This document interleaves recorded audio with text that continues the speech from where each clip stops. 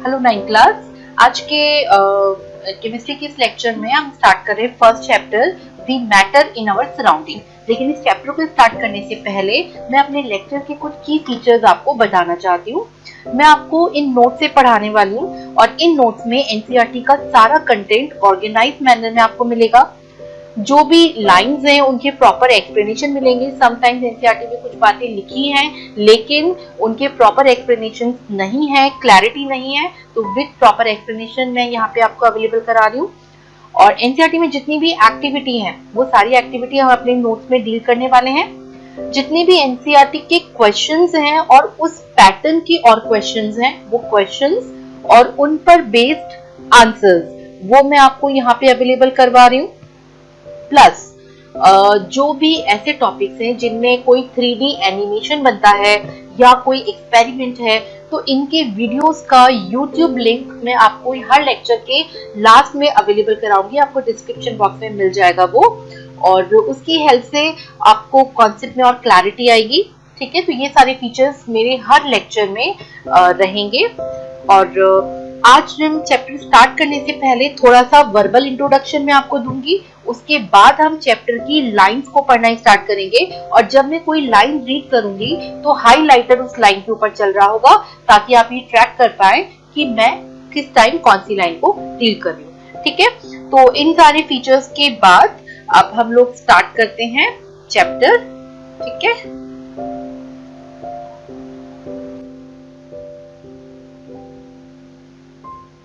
Hello 9th class.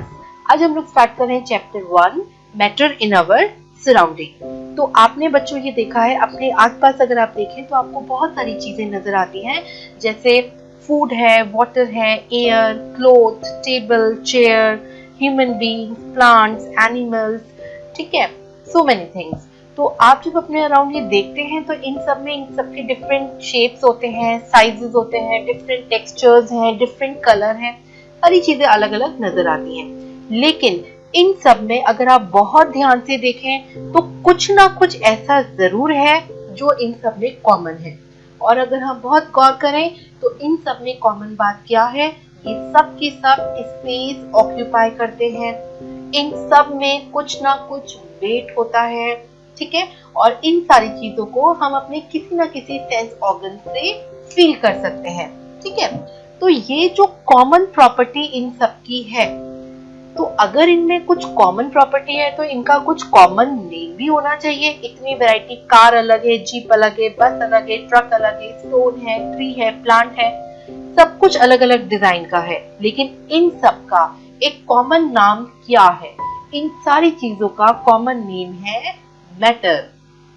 ठीक है, okay. हमारी इंडियन फिलॉसफी में भी ये कहा गया कि हमारे अराउंड जितनी भी लिविंग और नॉन लिविंग थिंग्स हैं, इन सबको पदार्थ कहा गया। और ये भी कहा गया कि हर पदार्थ में जो कॉमन कंपोनेंट है वो है पंच तत्व, यानी एयर, अर्थ, फायर, स्काई, वाटर। ठीक है, ये पंच तत्व कहे जाते हैं। तो इंडियन फिलॉसफी के अकॉर्डिंग पंच तत्व हैं जो हर पदार्थ में कॉमन है। साइंस की, मॉडर्न साइंस के नजरिए से देखेंगे तो ये जो कंपाउंड्स हैं, ये पंच तत्व हैं, ये क्या है? ये मैटर कहे गए। ठीक है, अच्छा, तो यानी कि मैटर वो मटेरियल है जिससे कि ये यूनिवर्स बना है। क्या हम ये कह सकते हैं इस बात को? ठीक है, तो यहाँ पे देखिए आपके जो नोट स्टार्ट हो रहे हैं ये किस तरह से स्टार्ट हो रहे हैं। सबसे पहले मैटर का मीनिंग क्या है? मैटर इज एनीथिंग और everything which occupies space and has mass is called matter. जैसे सम एग्जांपल्स अगर हम देखें तो air, water, silver, steel, sugar, car, कुछ भी आप बहुत सारे एग्जांपल्स इसमें लिख सकते हैं जो भी आपके अराउंड है। But the things like friendship, love, thoughts, smell, good manners, hatred, affection, taste, ideas, ये सारी क्या हैं? ये मैटर नहीं है, because they do not occupy space and they don't have mass, so they are not considered as matter. ठीक है, इसमें एक जैसे क्वेश्चन है कि स्मेल, इस पर क्वेश्चन पूछा जाता है, स्मेल क्या मैटर है? अगर आप परफ्यूम की बॉटल खोलते हैं तो परफ्यूम के जो पार्टिकल्स है वो हर तरफ जा रहे हैं और उनकी आपको स्मेल आ रही है, तो क्या स्मेल मैटर है? नो, स्मेल सेंसिटिविटी है। उस पार्टिकल की आपके सेंस ऑर्गन पर जो सेंसिटिविटी है, आप उसे स्मेल कह रहे हैं। तो स्मेल मैटर नहीं है, बट यस वो सेंसिटिविटी मैटर की वजह से है। ठीक है, तो आपको मैं नोट्स में एनसीईआरटी का सीक्वेंस और एनसीईआरटी का वो कंटेंट अवेलेबल करा रही हूँ जिसको कि आपको मेमोराइज करना है। ठीक है, अब बात करते हैं कैरेक्टरिस्टिक्स ऑफ पार्टिकल की। तो देखिए, बहुत सारे एविडेंसेस, एक्सपेरिमेंट्स के बाद जो कंक्लूजन निकले वो बहुत ही सिंपल कंक्लूजन निकले, जिन्हें पढ़ के आप बोलेंगे अरे ये क्या है, ये तो हमें पता ही है। देखो, पहला कैरेक्टरिस्टिक कंक्लूजन क्या निकला? Every matter is made up of particle, यानी दुनिया की हर चीज पार्टिकल से बनी है। फिर दूसरा कंक्लूजन क्या निकला? The particles constituting a matter of very small in size, और ये जो पार्टिकल्स है ना, ये बहुत ही छोटे हैं। ठीक है, वेरी स्मॉल इन साइज है। Third conclusion, the particles have empty और vacant spaces in them which is known as inter particle space, और ये जो पार्टिकल्स हैं इनके बीच में हमेशा फ्री स्पेसेस होते हैं, एम्प्टी स्पेसेस होते हैं। ठीक है, attractive forces are present in the particles, ये पार्टिकल्स आपस में एक दूसरे को अट्रैक्ट कर रहे होते हैं, यानी इनके बीच में अट्रैक्टिव फोर्सेस होते हैं। And these particles are not stationary, they are in state of motion. ठीक है, मतलब ये पार्टिकल्स कभी भी फिक्स नहीं होते, रुके हुए। स्टेशनरी का मतलब होता है रुका होना, स्टॉप, वो नहीं होते हैं। ये पार्टिकल हमेशा मूविंग फेज में होते हैं। ये 5 कंक्लूजन्स ऐसे निकले जो कि ये प्रूव करते हैं कि मैटर की ये प्रॉपर्टी आपको हर जगह मिलेगी, चाहे कोई चीज सॉलिड हो या लिक्विड हो या गैस हो। ठीक है, अब आपको यहाँ पे पहुंचना है कि ये कंक्लूजन, कैरेक्टरिस्टिक प्रॉपर्टीज आई कहाँ से। इनके लिए आपको एविडेंस, एक्सपेरिमेंट का पता होना चाहिए। ठीक है, तो सबसे पहली प्रॉपर्टी मैं ले रही हूँ कि every matter is made up of particles. ठीक है, तो इसमें आप देखेंगे कि एविडेंस है dissolution of solid in liquid, mixing of gases या mixing of ink in water. ठीक है, इस बात पर हम आते हैं। तो आप every matter is made up of particle का मतलब ये हो गया कि आपके अराउंड जैसे चेयर है तो chair is made up of particle, या आपके अराउंड टेबल है तो table is made up of particle. अगर आप पानी की एक ड्रॉप आपके हाथ में है तो पानी की एक ड्रॉप में बहुत सारे पार्टिकल्स है, कितने? लगभग 10 की पावर 21 पार्टिकल। आप सोचिए 10 की पावर 2 यानी 100, 10 की पावर 3 यानी 1000, और मैं आपको कह रही हूँ 10 की पावर 21 पार्टिकल्स एक ड्रॉप ऑफ वाटर के अंदर। तो यानी मिलियंस ऑफ पार्टिकल्स उस एक ड्रॉप के अंदर हैं, और इतने छोटे पार्टिकल्स होते हैं कि आप इनको इवन वेरी हाई पावर के माइक्रोस्कोप से भी नहीं देख सकते हैं। ठीक है, तो यानी जो पहली प्रॉपर्टी है, अब इस बात को एनालाइज कैसे किया गया, तो जैसे मैं आपको यहाँ पर एक डायग्राम बता रही हूँ, इसके अंदर वाटर लिया गया और वाटर के अंदर कोई पिंक कलर की इंक या पोटेशियम परमैंगनेट क्रिस्टल्स होते हैं जिनका ये पिंक, पर्पल पिंक कलर होता है, इनको डाला गया। ठीक है, तो क्या देखा कि पोटेशियम परमैंगनेट को जैसे ही पानी में डाला तो परमैंगनेट के कलर में डिस्टेंस बढ़ने लगे, वो कलर धीरे धीरे फैलने लगा। ठीक है, और पानी के बीच बीच में एंटर होने लगा। तो अगर वो पार्टिकल कंटिन्यूअस होता, अगर पोटेशियम परमैंगनेट कंटिन्यूअस होता, तो वो पानी में मुझे फैलता हुआ नहीं दिखता।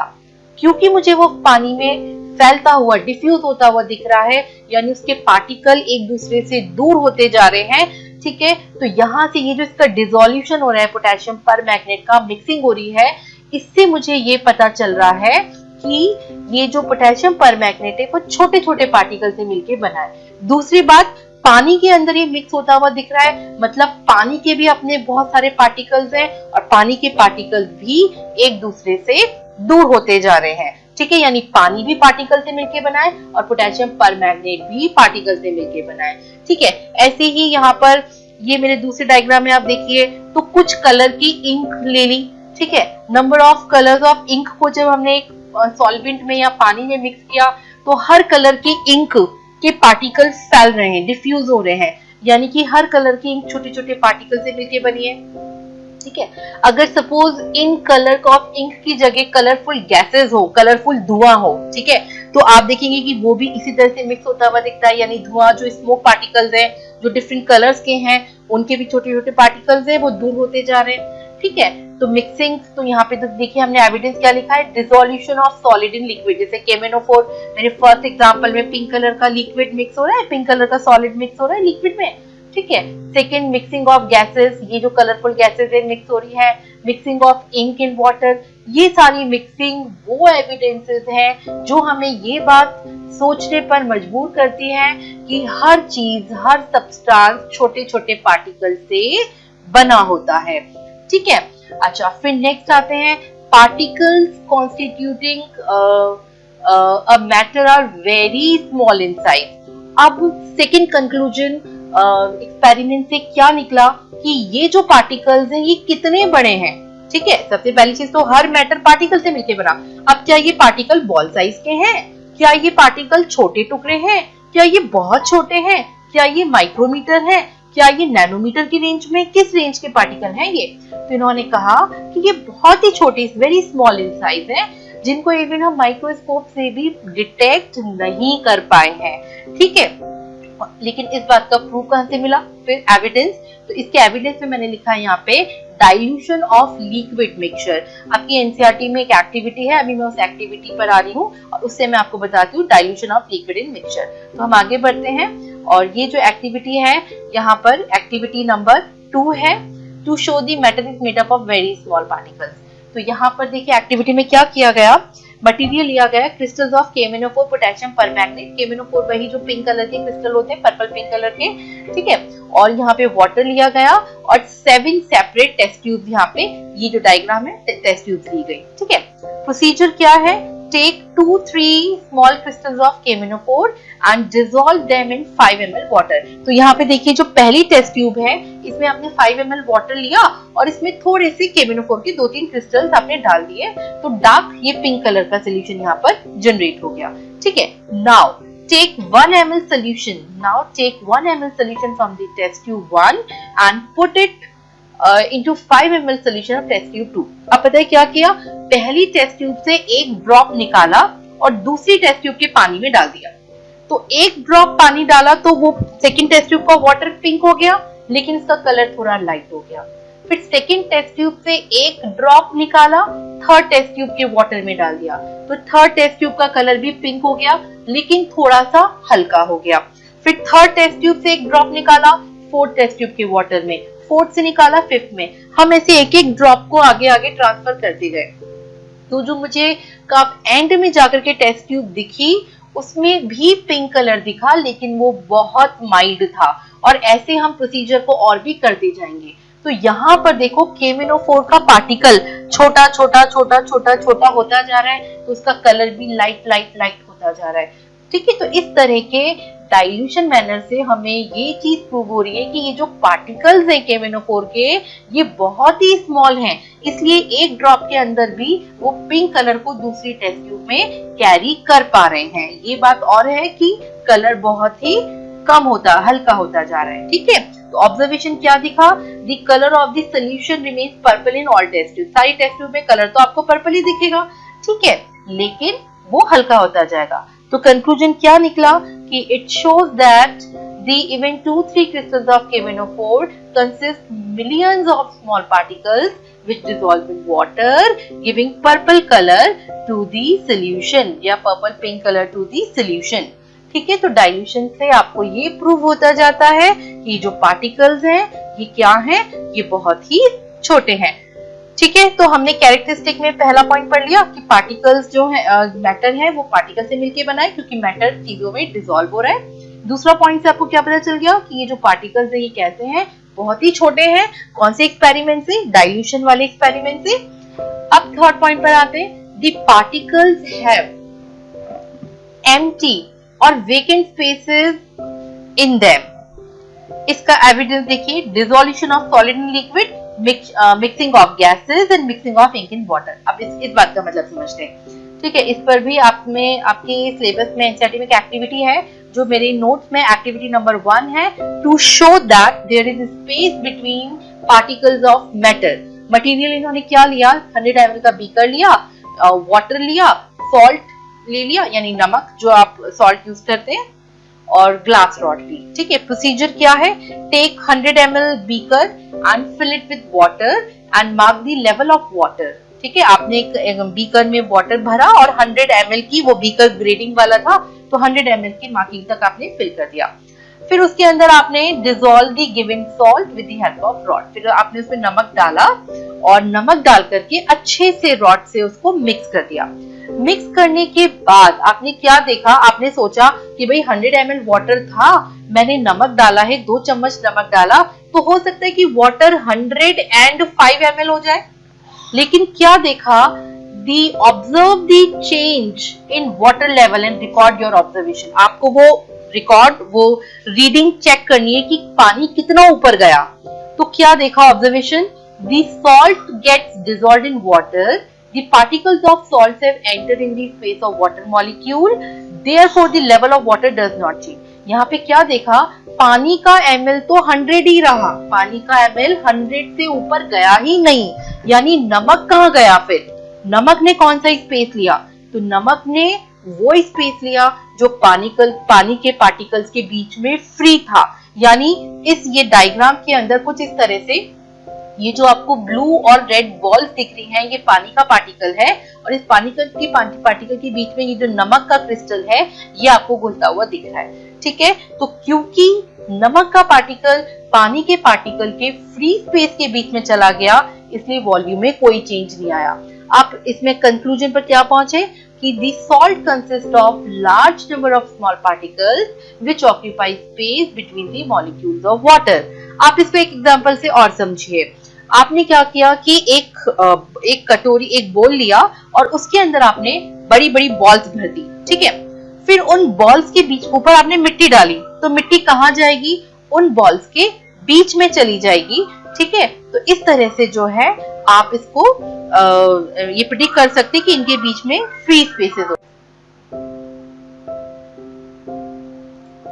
चलिए इसको हम एक एग्जांपल से और समझते हैं कि हमने एक बोल ली और बोल के अंदर मैंने बॉल्स रख दी है कई सारी। ठीक है, उन बॉल्स के ऊपर मैंने मिट्टी डाली। ठीक है, तो बॉल्स के बीच में जो फ्री स्पेसेस हैं, मिट्टी के पार्टिकल, सैंड पार्टिकल उन फ्री स्पेसेस में चले जाएंगे। ठीक है, तो बिल्कुल उसी तरह से जब आपने पानी में नमक डाला तो नमक यानी जो सॉल्ट था वो पानी के पार्टिकल्स के बीच में सेटल हो गया। ठीक है, तो इस एक्टिविटी से आपको ये वाला थर्ड पॉइंट यहाँ पे क्लियर हो गया कि पार्टिकल्स हैव एम्प्टी और vacant spaces between the particles which are called as interparticle spaces. ठीक है, अच्छा अब नेक्स्ट आते हैं कि attractive forces are present in the particles of substance. तो इसका एविडेंस देखो, strength of chalk, strength of ice cube, strength of iron piece, they need different forces to break. ठीक है, मतलब अगर एक चॉक का टुकड़ा है या एक आइस क्यूब है या आयरन पीस है, तीनों को ब्रेक करने में आपको अलग अलग फोर्स लगाना पड़ेगा। क्यों लगाना पड़ेगा, क्योंकि तीनों की हार्डनेस अलग है और इन तीनों की हार्डनेस अलग है। इस बात का मतलब ये हो गया कि इन तीनों में अट्रैक्टिव फोर्सेस डिफरेंट मैग्नीट्यूड के हैं। आयरन में ज्यादा स्ट्रॉन्ग है, आइस में बहुत ही कम है और चॉक में मॉडरेट है। ठीक है, अच्छा इसी तरह से अट्रैक्टिव फोर्स का मैं एक एग्जांपल लेती हूँ। जैसे ये जूस है। ठीक है, ये जूस या लिक्विड है, ये पानी में आ रहा है। आप अगर इस पानी में से एक स्पून को निकालेंगे तो स्पून कट, या एक नाइफ ले रहे हैं, नाइफ से इस पानी की धार को कट करेंगे। कट करने के बाद ये धार वापस से बन जाएगी, वैसा ही फ्लो, वैसी फ्लूइडिटी फिर से आ जाएगी। क्यों आ गई, क्योंकि लिक्विड के पार्टिकल एक दूसरे को अट्रैक्ट कर रहे थे। आपने इसको एक चाकू से कट भी किया तो कट करने के बाद भी फिर से जो थी वो अपने फ्लो में आ गई, पानी की फ्लूइडिटी फिर से बन गई। ठीक है, तो यानी ये क्या है, it is due to force of attraction between the particles. अच्छा फिफ्थ पॉइंट पर आते हैं, particles are not stationary. Particles रुके हुए नहीं होते हैं, they are in the state of motion, वो मूवमेंट की स्टेट में होते हैं। और इसके ये बहुत सारे एविडेंस है, इन एविडेंस को मैं अभी लेती हूँ। उसके पहले आपके सिलेबस में एक एक्टिविटी है, मैं इस एक्टिविटी पर आ रही हूँ, that is activity 3 to show the particles of matter are continuously moving. इसका एग्जाम मटेरियल लिया है इंसेंस स्टिक और अगरबत्ती एंड मैच बॉक्स। प्रोसीजर लिया है, put and unlit incense stick in the corner of your class या room and go close to the incense stick to smell it. तो आप इसमें क्या देखेंगे कि now light up the incense stick and try to get the smell from the distance. The smell of unlit incense stick can,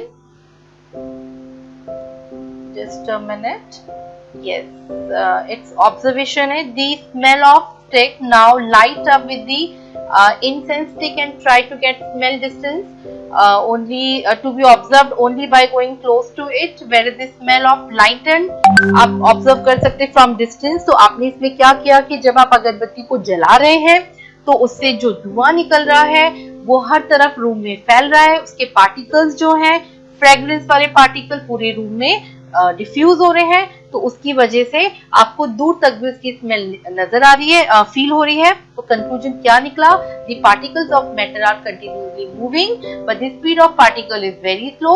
the speed of particle increase with the increasing temperature, यानी कि जब आप उस अगरबत्ती को नहीं आपने जलाया तो जो उसकी स्मेल थी, फ्रेग्रेंस थी, वो खाली उसके अराउंड थी, थोड़ी दूरी पर, लेकिन जब आपने उसको हीट कर दिया, टेम्परेचर दे दिया, तो वो पार्टिकल्स अब दूर दूर भागने लगे और टेम्परेचर की वजह से उनकी स्पीड बढ़ गई और पूरे रूम के अंदर वो फ्रेग्रेंस फैल गई। ठीक है, तो यानी जो पार्टिकल्स होते हैं वो क्या हैं? वो मूविंग फेज में है। यहाँ से आपको ये बात क्लियर हो जाती है। ठीक है, मैंने यहाँ पे 5th पॉइंट पे और एविडेंस लिखे हैं। फ्रेग्रेंस ऑफ अगरबत्ती, इस पर आपकी बुक ने जो दिया है एक्टिविटी वो हमने कर ली। Mixing of ink in water, ink का पार्टिकल पानी में मिक्स हो रहा है क्योंकि वो मूविंग है। Mixing of coloured substances in water, ये जो नीचे जो ड्राइंग, ये जो डायग्राम है, ठीक है, ये जो पिक्स हैं कलरफुल इंक के मिक्सचर की, इसमें हो, ये इसका एक एग्जांपल हो सकता है। Smell of food, smell of perfume, Tyndall effect and LPG leakage. अगर एलपीजी सिलेंडर जो आपकी किचन में होता है उसमें कोई लीकेज होती है तो उसकी स्मेल आपको पता लग जाती है, यानी पार्टिकल मूव करके दूर तक पहुंच गया। परफ्यूम की बोतल आप खोलते हैं तो उसका पार्टिकल मूव करके दूर तक पहुंच गया। अगर अच्छा सा खाना बन रहा है और उसकी स्मेल आपको आगे रूम तक आ जाती है। ठीक है, अच्छा, इसमें एक टर्म मैंने लिखा है टिंडल इफेक्ट। टिंडल इफेक्ट क्या है ये वैसे मैं अपने नेक्स्ट लेक्चर में भी बताऊंगी, लेकिन मैं आपको इसका एग्जांपल दे देती हूँ कि जैसे आप देखते हैं कि रूम में अगर या जैसे बहुत सारे पेड़ों के बीच में से सनलाइट अगर आती है, ठीक है, तो सनलाइट जो है उसका एक पाथवे बन जाता है और उस पाथवे में आपको बहुत सारे डस्ट पार्टिकल मूव करते हुए नजर आते हैं। ठीक है, तो वो जो पाथवे है जिसमें डस्ट पार्टिकल मूव करते हुए नजर आ रहे हैं वो टिंडल इफेक्ट है। ऐसा इफेक्ट आपको अपने रूम में विंडो से जो लाइट आती है उसके अंदर भी उसके एक पाथवे बन रहा होता है और उसके अंदर लाइट पार्टिकल मूव कर रहे होते हैं, वो आपको नजर आ रहा होता है, तो वो टिंडल इफेक्ट है। इसका डिटेल हम नेक्स्ट क्लास में और करेंगे, जो नेक्स्ट टॉपिक है। ठीक है, अच्छा, अब इस टॉपिक पर आपके एनसीईआरटी में कुछ क्वेश्चंस हैं, मैं इस क्वेश्चन पार्ट पर आ रही हूँ। तो जैसे क्वेश्चन है कि which of the following are matter? Chair, air, love, smell, hate, elements, thought, cold, cold drink, smell of perfume. ठीक है, तो मैटर इसमें क्या हो गया इसके आंसर में? Chair, air, elements, cold drink, ये मैटर है। थॉट तो नहीं है ना, स्मेल ऑफ परफ्यूम भी नहीं है। Okay, next question, a diver is able to cut through water in swimming pool. Which property of matter does this observation show? तो इसमें क्या है कि एक डाइवर अगर स्विमिंग पूल के अंदर वाटर को कट करके मूव कर रहा है तो इससे मैटर की आप कौन सी प्रॉपर्टी शो कर पा रहे हैं कि उन पार्टिकल्स के बीच में क्या है? फोर्स ऑफ अट्रैक्शन है, लेकिन वो बहुत स्ट्रॉन्ग नहीं है। Inter particle force of attraction are not very strong in liquid state. ठीक है, inter particle spaces are somewhat large, particle के बीच में स्पेस है तभी वो डाइवर उसमें जा पा रहा है। And the particles in the liquid have sufficient freedom to move, यानी it is having fluidity. वो डाइवर किसी सॉलिड के अंदर तो नहीं जा सकता था, लेकिन लिक्विड के अंदर वो जा रहा है। दैट मीन्स कि उस लिक्विड में क्या है? फ्रीडम टू मूव है, यानी कि उसके अंदर फ्लूइडिटी है। ठीक है, तो ये इस टॉपिक पर कुछ क्वेश्चंस हैं। अब मैं आपको इसका एक यूट्यूब लिंक दे रही हूँ, इसमें आप इस टॉपिक से रिलेटेड कुछ एक्सपेरिमेंट्स देखेंगे। ठीक है, और उन एक्सपेरिमेंट से आपको ये बात क्लियर हो जाएगी कि जो ये पार्टिकल्स की मैटर की जो कैरेक्टरिस्टिक प्रॉपर्टी है वो किस तरह से हम प्रूव कर सकते हैं। ठीक है, तो ये आप एनसीईआरटी नोट्स के अकॉर्डिंग लिख के मेमोराइज करेंगे और प्लस इन पर जो बेस्ड क्वेश्चंस हैं आप उनको भी लर्न करेंगे। ठीक है, तो ये लेक्चर आज हम इतना ही रखते हैं और नेक्स्ट लेक्चर में हम क्लासिफिकेशन ऑफ मैटर पर आएंगे।